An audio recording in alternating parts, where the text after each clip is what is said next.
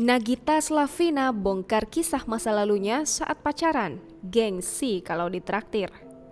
Setiap orang mungkin jika pada umumnya selebriti memiliki penghasilan yang mencengangkan. Mereka berhasil meraup pundi-pundi di dunia entertainment.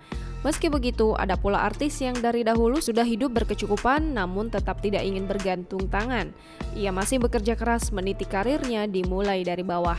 Meski terlahir serba punya, namun para artis ini tetap bekerja keras untuk hidup mandiri, salah satunya yaitu Nagita Slavina. Nagita Slavina mengawali karir di industri hiburan dengan membintangi sejumlah sinetron hingga film.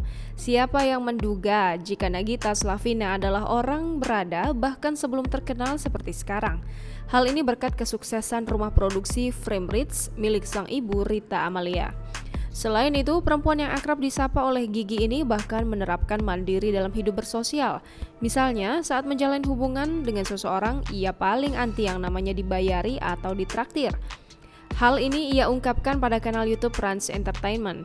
Saat ditanya apakah dirinya pernah pergi keluar dan berpikiran tidak mengeluarkan uang sepeser pun alias dibayari, Gigi langsung membantah. Hal ini juga yang selalu dipesankan oleh orang tua Gigi, yaitu langsung menerima pemberian dari orang begitu saja dengan cuma-cuma.